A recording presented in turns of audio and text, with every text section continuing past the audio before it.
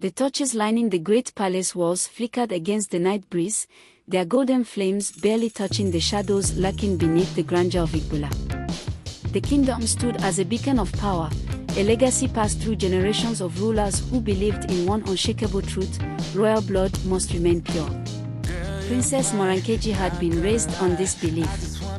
She had been taught that duty came before desire, that love was a privilege for those who could afford it. And yet, here she stood, trapped between the weight of tradition and the fire of her heart. Beyond the carved ivory balcony of her chambers, the city pulsed with life. Drums and laughter from the royal gathering echoed through the night air, yet she felt no joy.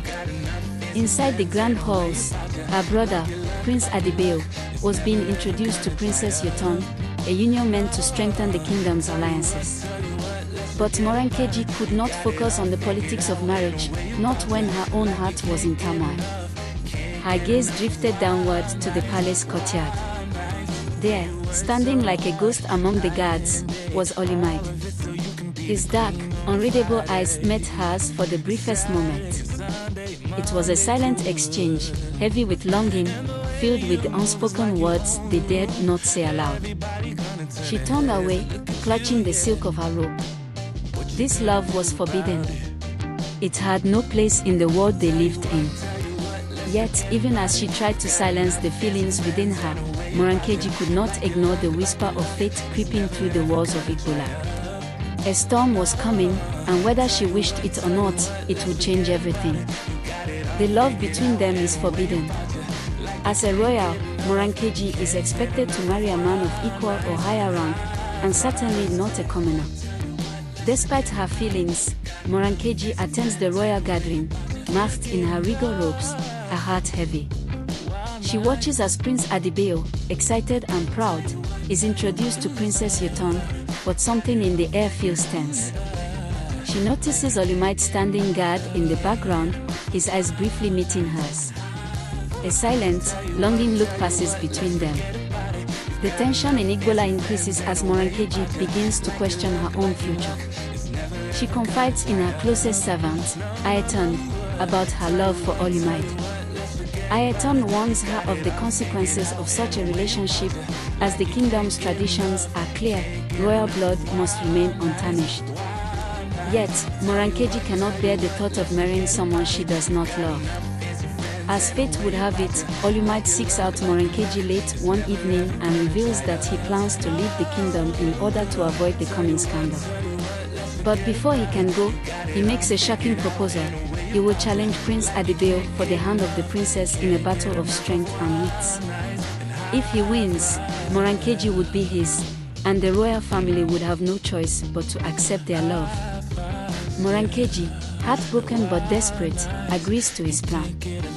However, what she does not realize is an ambitious streak he harbors resentment against the royal family for their past injustices to his people.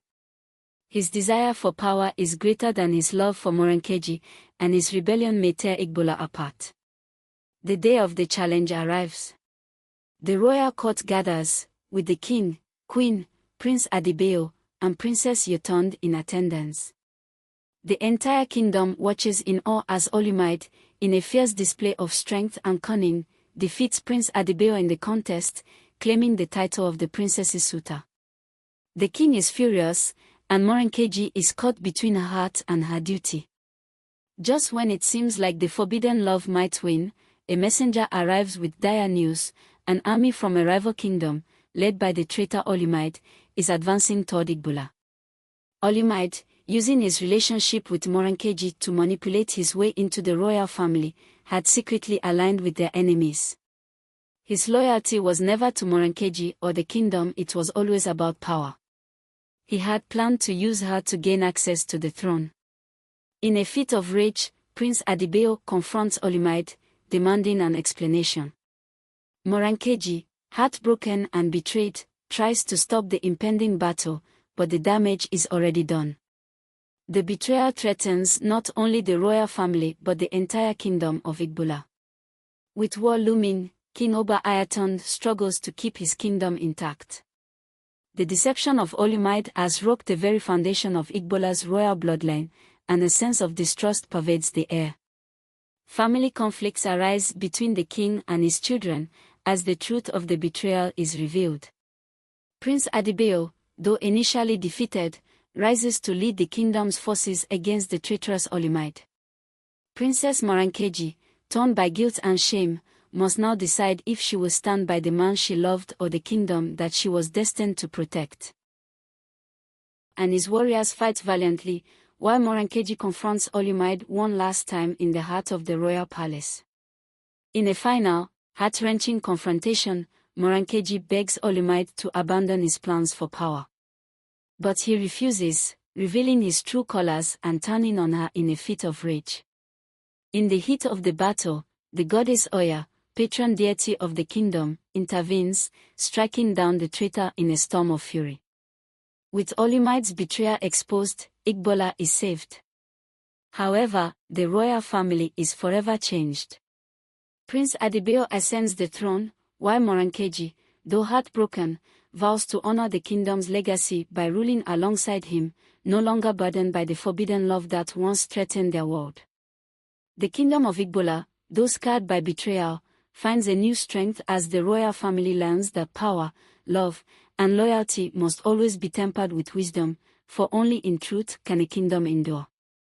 As the people of Igbala celebrate their victory, Princess Morounkeji stands at the palace balcony, gazing over the kingdom she will help rebuild. The winds of change whisper through the trees, and the flame of her love, though extinguished, has left a legacy that will endure for generations. The Kingdom of Igbala will forever remember the story of betrayal, redemption, and the strength of a royal bloodline.